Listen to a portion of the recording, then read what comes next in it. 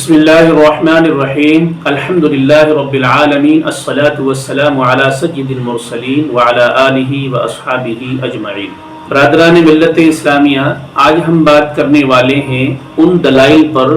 جن دلائل سے لوگ یہ ثابت کرتے ہیں کہ فجر کے فرض کے وقت میں یعنی کہ جماعت کے وقت میں سنت ادا کر سکتے ہیں۔ ان دلائل پر ہم بات کریں گے۔ اس سلسلے میں سب سے پہلے ہم یہ دیکھیں گے کہ اللہ کے رسول صلی اللہ علیہ وسلم نے صف اول کے فضائل اور تاکید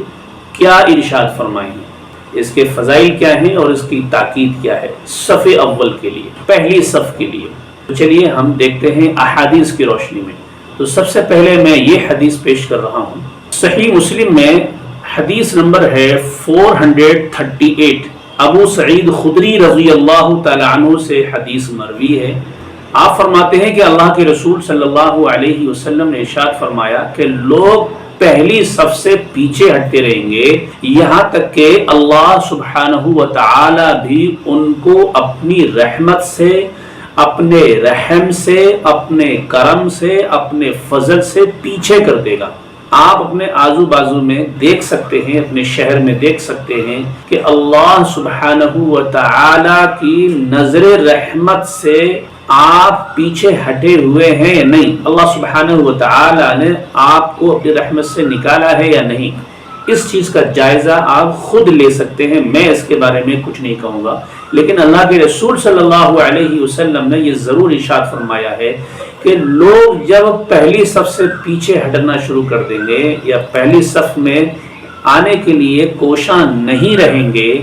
تو اللہ سبحانہ و تعالی ان کو اپنی رحمت سے پیچھے کر دے گا۔ یہ صحیح مسلم کی حدیث ہے، حدیث نمبر 438، اور اس کے اسناد بالکل صحیح ہیں۔ سیدنا برہ بن عازب رضی اللہ تعالی عنہ ارشاد فرماتے ہیں کہ اللہ کے رسول صلی اللہ علیہ وسلم نے ارشاد فرمایا کہ پہلی صف میں کھڑے ہونے والوں کے لیے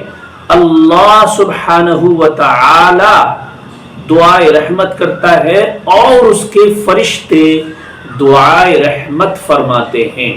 یہ کتنی بڑی فضیلت ہے کہ پہلی صف میں کھڑے ہونے والوں کے لیے اللہ سبحانہ و تعالی دعائے رحمت فرماتا ہے۔ سیدنا برہ بن عازب رضی اللہ تعالی عنہ کی اس حدیث پر آپ غور فرما کر دیکھیے، انشاءاللہ العزیز پہلی صف کی فضیلت آپ کو پتہ لگے گی۔ ابن ماجہ کی حدیث ہے، حدیث نمبر ہے 997، اور ایک حدیث اور ہے انشاءاللہ العزیز۔ اس حدیث کو سن کر آپ کے دل میں ضرور یہ نیت آ جائے گی کہ انشاءاللہ العزیز ہم پہلی صف میں ہی نماز پڑھیں گے۔ یہ حدیث ہمیں ملتی ہے سنن النسائی میں، حدیث نمبر ہے 818، 818۔ اس کو امام احمد نے بھی ذکر کیا ہے جلد نمبر 1 صفحہ نمبر 128 پر، اور اس حدیث کو ہم حاصل کر سکتے ہیں ابن خزیمہ سے بھی 1558 پر۔ حدیث کو ذکر کیا گیا ہے ابن حبان میں بھی، اور امام حاکم علیہ الرحمہ نے بھی اس کو ذکر کیا ہے اور صحیح کہا ہے۔ وہ حدیث یہ ہے کہ سیدنا عرباز رضی اللہ تعالی عنہ بن ساریہ رضی اللہ تعالی عنہ فرماتے ہیں کہ اللہ کے رسول صلی اللہ علیہ وسلم ان کے لیے 3 دفعہ دعائے مغفرت فرماتے تھے جو پہلی صف میں کھڑے ہوتے تھے، اور ان کے لیے صرف ایک بار دعا کرتے تھے جو دوسری صف میں کھڑے ہوتے تھے۔ اس حدیث سے صحیح طور سے ہمیں پتہ لگ جاتا ہے کہ پہلی صف کی فضیلت کیا ہے۔ اور ایک حدیث ہے صحیح بخاری میں جس کا نمبر ہے 615، 615، ابو ہریرہ رضی اللہ تعالی عنہ ارشاد فرماتے ہیں کہ اللہ کے رسول صلی اللہ علیہ وسلم نے فرمایا کہ اگر لوگوں کو پہلی صف کے ثواب کا پتہ لگ جائے، کہ اگر لوگوں کو اذان اور پہلی صف کا پتہ لگ جائے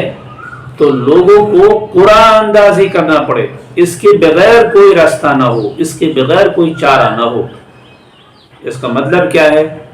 کہ پہلی صف اور اذان کا یعنی کہ پہلی صف کا بہت بڑا فائدہ ہے، بہت بڑا ثواب ہے۔ یعنی جیسے آپ نے ابھی دیکھا کہ اللہ سبحانہ و تعالی خود مغفرت کی دعا کرتا ہے، دعائے رحمت کرتا ہے، فرشتے دعائے رحمت کرتے ہیں، اللہ کے رسول صلی اللہ علیہ وسلم خود 3 مرتبہ ان کے لیے دعائیں کرتے ہیں جو پہلی صف میں کھڑے ہوتے ہیں، اور جو دوسری صف میں کھڑے ہوتے ہیں ان کے لیے 1 مرتبہ۔ اور ابو ہریرہ سے ہی نقل کیا ہے امام مسلم نے اپنی مسلم میں، حدیث نمبر ہے 440 فرماتے ہیں کہ اللہ کے رسول صلی اللہ علیہ وسلم نے فرمایا، مردوں کے لیے سب سے افضل اور سب سے بہتر پہلی صف ہے، آخری صف سب سے بدتر ہے، اور عورتوں کے لیے سب سے آخری صف سب سے بہتر ہے، اور سب سے پہلی صف سب سے بدتر ہے۔ تو اس سے بھی مردوں کے لیے پہلی صف کے فضائل پتہ لگے۔ اللہ کے رسول صلی اللہ علیہ وسلم کا ایک فرمان موجود ہے، عبداللہ ابن مسعود رضی اللہ تعالی عنہ کے ذریعے وہ نقل کیا گیا ہے۔ عبداللہ ابن مسعود اس کے راوی ہیں، حدیث نمبر ہے 432۔ اللہ کے رسول صلی اللہ علیہ وسلم کا فرمان ہے کہ اگلی صف میں میرے قریب وہ لوگ رہیں جو عقل مند ہیں اور بڑے ہیں، پھر اس کے بعد ان سے جو قریب ہے، پھر اس کے بعد ان سے جو قریب ہے۔ اتنی ساری احادیث پہلی صف کے فضائل کے بارے میں، پہلی صف کے فائدوں کے بارے میں، پہلی صف کی تاکید کے بارے میں، جس نبی اکرم، نبی رحمت، آخر الزمان، شفیع امتاں حضرت محمد مصطفیٰ صلی اللہ تعالی علیہ وسلم کی زبان مبارک سے نکلے ہوئے موجود ہوں۔ کیا ایسا نبی جو آپ کو بار بار تاکید فرما رہا ہے کہ آپ پہلی صف میں کھڑے ہوں، پہلے آئیں، میرے قریب کھڑے ہوں، میرے قریب کھڑے ہوں، پہلی صف میں کھڑے ہوں، کیونکہ اللہ سبحانہ و تعالی آپ کے لیے دعائیں مغفرت کرتا ہے، اور فرشتے دعائیں مغفرت کرتے ہیں۔ میں خود ان کے لیے دعا کرتا ہوں جو پہلی صف میں کھڑے ہوتے ہیں، میں ان کے لیے 3 بار دعا کرتا ہوں جو پہلی صف میں کھڑے ہوتے ہیں۔ اس قدر تاکیدات، اس قدر فضائل نبی رحمت حضرت محمد مصطفیٰ صلی اللہ علیہ وسلم کی زبان مبارک سے نکلے ہوئے ہمارے سامنے موجود ہوں، تو ہمیں اندازہ کرنا چاہیے اس بات کا کہ ہم اتنے سارے فضائل کو چھوڑ کر ہم دوسری نمازوں میں لگ جائیں۔ اور دوسری بات یہ ہے کہ مؤذن آپ کو بلا رہا ہے، حی علی الصلاۃ، حی علی الفلاح، کہ آؤ نماز تیار ہے، آؤ کامیابی تیار ہے، اس کے بعد بھی آپ دوسری نمازوں میں لگے ہوئے ہیں۔ یہاں پر ان لوگوں کو دھیان دینا ہوگا جو لوگ اتنے سارے فضائل اور فائدوں کو، اللہ کے رسول کی دعاؤں کو، اللہ سبحانہ و تعالیٰ کی دعا کو، فرشتوں کی دعا کو چھوڑ کر اپنی اپنی نمازوں میں لگ جاتے ہیں، اپنی اپنی نمازیں قائم کر لیتے ہیں۔ تو اب فرشتوں کی دعا سے اور اللہ سبحانہ و تعالیٰ کی دعا سے، اللہ کے رسول کی دعا سے یہ ثابت ہو گیا کہ جو لوگ اس بات کی دلیل دیتے ہیں کہ اتنے سارے فائدے چھوڑ کر آپ اپنی نماز قائم کر لیں، ان کی دلیلوں میں کیا جان ہوگی، لیکن پھر بھی ہم ان کی دلیلیں دیکھ لیتے ہیں تاکہ آپ کو صبر آ جائے، کہیں ایسا تو نہیں کہ ایک طرفہ بات ہوئی ہے، تو ہم 2 طرفہ بات کر دیتے ہیں، ان کی دلیلوں کو بھی ہم دیکھ لیتے ہیں۔ تو چلیے ان کے دلائل کی ہم شروعات کرتے ہیں۔ پہلی دلیل پیش کی جاتی ہے اتنے سارے فائدوں کو چھوڑنے کے لیے کہ ابو داؤد میں اللہ کے رسول صلی اللہ علیہ وسلم کا ایک قول نقل کیا گیا ہے، حدیث نمبر ہے 1258، کہ اللہ کے رسول صلی اللہ علیہ وسلم نے فرمایا کہ فجر کی سنتیں نہ چھوڑو اگرچہ تم کو گھوڑوں سے روند دیا جائے۔ حالانکہ اللہ سبحانہ و تعالی نے صرف فرض نماز کو ہی فرض کیا ہے، 2 رکعت نماز فجر میں،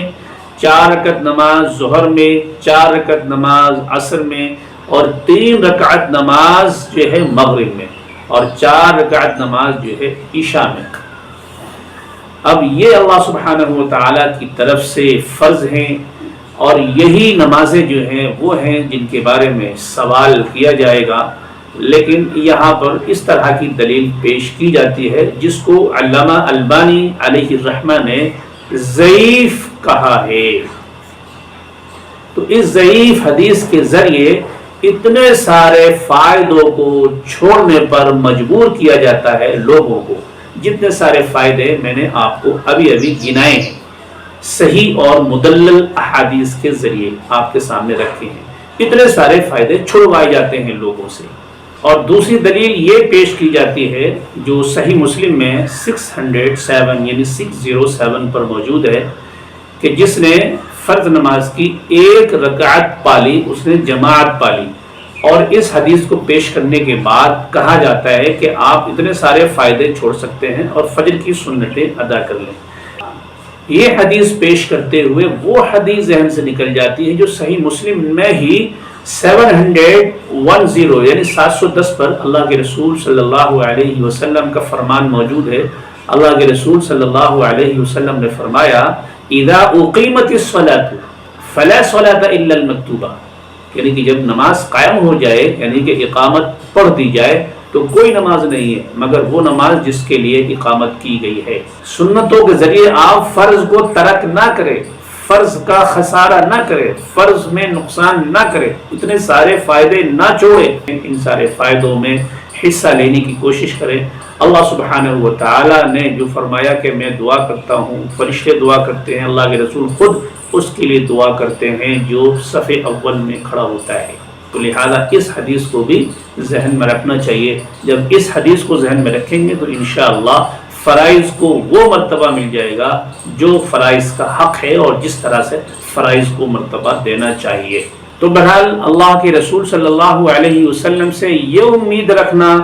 کہ اللہ کے رسول صلی اللہ علیہ وسلم ایک طرف تو اتنے سارے فضائل بیان کر رہے ہیں کہ اللہ سبحانہ و تعالیٰ دعائیں مغفرت کرتا ہے، فرشتے دعائیں مغفرت کرتے ہیں صف اول کے لیے، اور اللہ کے رسول خود 3 بار ان کے لیے دعائیں کرتے ہیں جو صف اول میں کھڑے ہوتے ہیں. یعنی اتنے سارے فائدے. اور جیسے ابو ہریرہ کی حدیث میں ہم نے سنا کہ اگر اذان اور صف اول کا فائدہ لوگوں کو پتہ لگ جائے تو لوگ قرآن اندازی کرنا شروع کر دیں. تو ایک طرف تو اتنے سارے فائدے ہیں، تو آپ کیسے امید کر سکتے ہیں اس نبی سے کہ ایک طرف تو وہ اتنے فائدے آپ کو گنوا رہا ہے اور آپ کے سامنے رکھ رہا ہے، اور دوسری طرف یہ بھی کہہ دے کہ آپ ان فائدوں کو چھوڑ کر اپنی سنتیں پڑھ لو. تو لہذا آخر میں یہی کہا جائے گا کہ اللہ کے رسول صلی اللہ تعالی علیہ وسلم کی تعلیمات بالکل صاف ہے، اس میں کوئی جھول نہیں ہے. جو دعائیں کی ہیں ان دعاؤں میں شامل ہوئیے اور اس طرح کی ضعیف حدیثوں کے چکر میں نہ پڑیے، کیونکہ اس طرح کے تکرار احادیث میں دیکھنے کے لیے نہیں ملتی کہ ایک طرف تو صحیح احادیث موجود ہے اور دوسری طرف ان صحیح حدیثوں کو مات دلانے کے لیے اور ترک کروانے کے لیے لوگ جو ہے ضعیف حدیثوں کا سہارا لے کر اور تمام فائدوں کو چھڑوا دیتے ہیں. تو مجھے امید ہے کہ یہ فرق آپ نے سمجھا ہوگا انشاءاللہ العزیز، اور ویڈیو بھی آپ کو پسند آیا ہوگا، اور میں آپ سے توقع کرتا ہوں، امید کرتا ہوں کہ اس فائدے کو آپ دوسروں تک ضرور شیئر کریں گے. اس فائدے میں دوسرے لوگوں کا بھی حصہ آپ شامل کریں گے، یعنی کہ ویڈیو کو شیئر کریں گے. میں اچھی امیدوں کے ساتھ آپ کی خیر و عافیت اور حفاظت کے ساتھ آج کے اس چھوٹے سی تاکیدی پروگرام کو ختم کرتے ہوئے میں اللہ سبحانہ و تعالیٰ سے دعا کرتا ہوں کہ اللہ سبحانہ و تعالیٰ آپ کو اور آپ کے اہل و عیال کو، آپ کے متعلقین کو، آپ کی نسلوں کو دنیا اور آخرت میں آباد رکھے، حفاظت سے رکھے، برکتوں کے ساتھ، عافیت کے ساتھ، ایمان کے ساتھ آپ کے کاروباروں میں ترقی دے، آپ کی پریشانیوں کو دور کرے، آپ کی بیماریوں کو دور کرے. مولا دنیا میں بھی اور آخرت میں بھی سربلندی عطا فرمائے. آمین یا رب العالمین. والسلام علیکم ورحمۃ اللہ وبرکاتہ.